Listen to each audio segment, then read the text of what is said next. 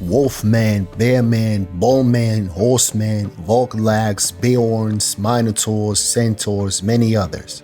Shapeshifters are basically creatures that hide among the common folk, but at night they take the form of beasts. Their images have existed since the dawn of civilization, when humans had to live side by side with beasts, surviving on dark nights, warming themselves by the fires and peering into the darkness. Every now and then, the glint of an animal's eyes flashed in the gloom. Fear gripped the hearts of primitive people, and their inflamed imaginations conjured visions of horrifying monsters lying in wait. Monsters that were intelligent, monsters that concealed themselves in human society by day, but emerged to hunt at night, changing their appearance. Thousands of years passed. Over time, the human race rose above its origins and evolved. Yet primordial fear does not vanish easily. It has been nurtured across countless generations and is deeply embedded in each of us. The fear of brutal animal nature, the fear of shapeshifters. Together with the cultures of different peoples of the earth, shapeshifters spread worldwide. Now it is hard to imagine a beast that humans, according to myths or legends, have not transformed into. In today's world, there are myriad ways these legends and tales are realized, stories that tap into the core of human nature. And of course, a great many of these stories come to life in the Witcher game trilogy by CD Projekt Red. Even those tales that are not especially popular, tales of people who can take on the form of cats, dangerous and bloodthirsty. Geralt of Rivia has to remove curses, break spells, or slay various shapeshifters during his travels. And werecats find their place on the White Wolf's list of foes. And that is why we're here today, and this is the old Witcher speaking.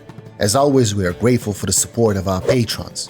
Thanks to these folks, Witcher videos on our channel continue to appear even without monetization, for now. Thank you guys.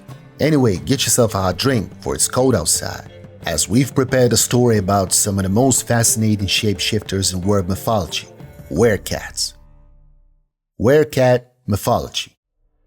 Let us start with monsters that, under completely different names, settled into the culture of totally different peoples in totally different corners of the globe. Yet they share one very important detail: they are all catfolk.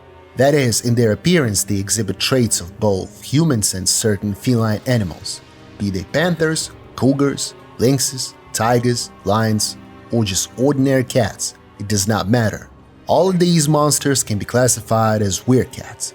As we mentioned at the very beginning, the image of the werecat is extremely old. We can never know for certain when and where it arose, but we can name the earliest references to it. For the first time, a human-cat combination was depicted in ancient Egypt. Of course, we are talking about the Sphinx. This figure, which appeared more than 10,000 years ago, gained substantial popularity in the 21st century, only BC. That period in Egyptian history is generally known as the time of the Old Kingdom, so to say, marked by the rise of a remarkably strong Egypt, an empire that would eventually go down in history. Naturally, one of the cornerstones of such a formidable power was religion. Various shapeshifters were a large component of that religion. People identified themselves and their gods with animals, expressing this connection through mythology, sculpture, and visual art. One of the most celebrated creatures at the time was the Sphinx, half lion, half human. This image was revered.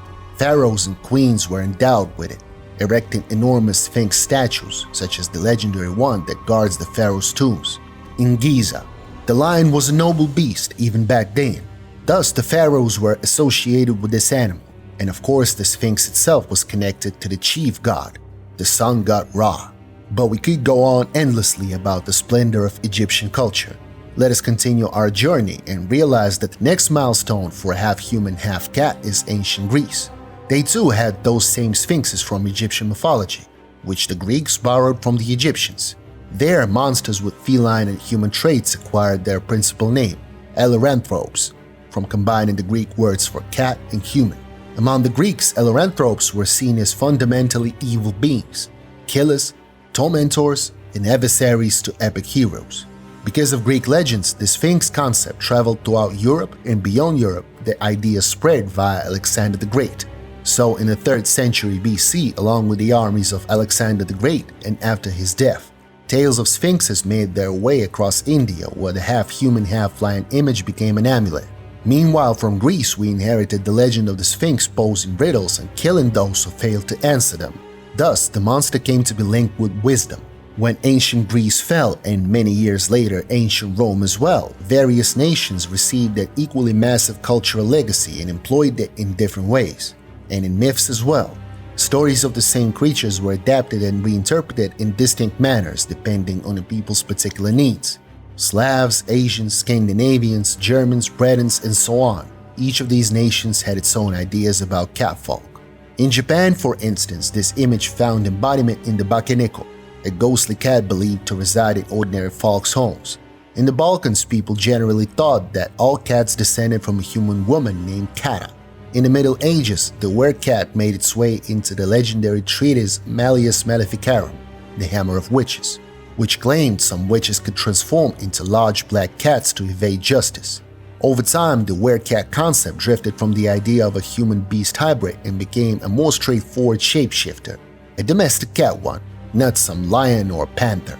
Ordinary people rarely encountered these remarkable predators, but they saw domestic cats every day. That is why they adapted ancient tales to fit their reality.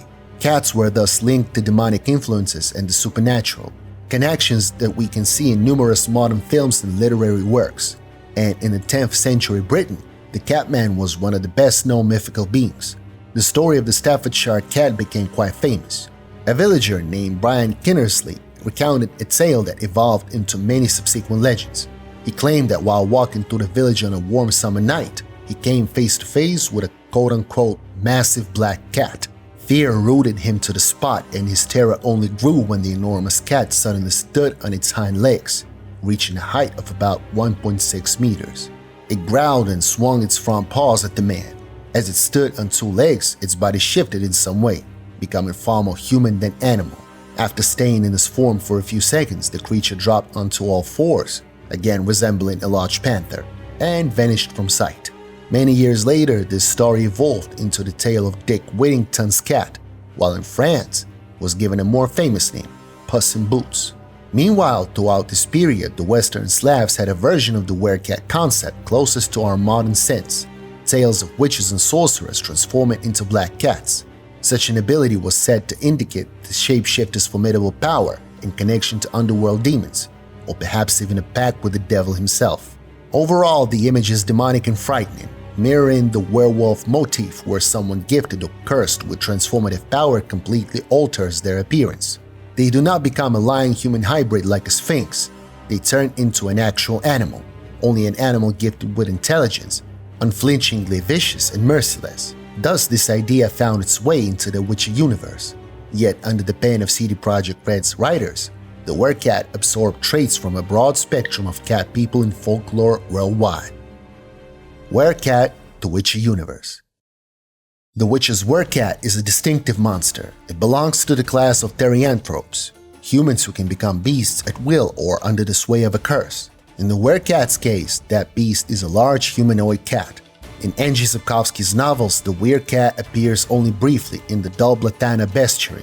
It is evident that the monster wasn't too dangerous, since a bounty of about 2 silver pennies was offered for it. The werecat's reveal as a monster occurs in a comic from CD Projekt Red which aligns with the game universe canon, meaning we can view it as a legitimate lore. The comic is called Reasons of State, recounting Geralt's adventures immediately following the First Northern War. The story focuses on strange goings-ons in the Principality of Melior, which Geralt of Rivia, being who he is, ends up handling. At first, the job seemed like no big deal. The Witcher just had to drive away a mundane woodland spirit. But after finishing that task, Geralt found himself devoured by a whirlpool of political scheming. There's Baron Brighton de Crayol, his wife Lady Sarah, and his half-brother Anton, who turns out to be a werecat, and the Castellan, who's clearly withholding key information. This is a long, convoluted tale that we might discuss in a separate video, well suited to the White Wolf style of adventures, and sure to appeal to loyal fans of the series. To avoid weighing down this video with a full summary, we'll just say that eventually Geralt unravels the tangled intrigue, learning about the werecat curse in Baron de Crayol's family, and that the Baron's wife cheated on him with his brother Anton, the very same werecat terrorizing the area, and uncovering numerous hidden truths about Melior. But for our bestiary, the primary takeaway is the nature of the werecat. In the Witcher universe, it's not much different from a werewolf, just as strong and fast. A werecat can walk on 2 legs, boasts great physical strength, and retains a cat's swiftness and agility. It can hold its own against, say, a scolopendromorph. It roams with large wild cats, likely pumas or cougars, and is adapted to surviving in the wilderness. The werecat leads a pack of predatory felines, guiding them, selecting prey, and pointing them towards their targets. In the guise of a man, the werecat is fully rational. In its animal form, however, it can lose control and even kill those dearest to it. The werecat is sometimes called a different name, and it exists as a separate entity from ordinary humans. This condition can be inherited, and transformation can occur at the will of whoever possesses this power. To combat a werecat, a witcher should be armed with a silver sword and some oil against the cursed. The Witcher world werecat is not a Slavic concept, it is more akin to the British or even notion of a cat-like shapeshifter. Anyway, the concept runs rather deep, and it will likely show up in future Witcher Universe works by CD Projekt Red. Well, in our upcoming videos you guys will hear all about other interesting monsters. Wererats, griffins, wyverns, cyclops, the list is still very long. We plan to continue our series on the channel until we've covered them all. In the meantime, feel free to hit the like button, leave comments about any other monsters we have not yet discussed, hit the bell and subscribe to our channel. Thanks to everyone who stayed until the end of this video, and until next time, we'll see you soon when the Witcher speaks once more.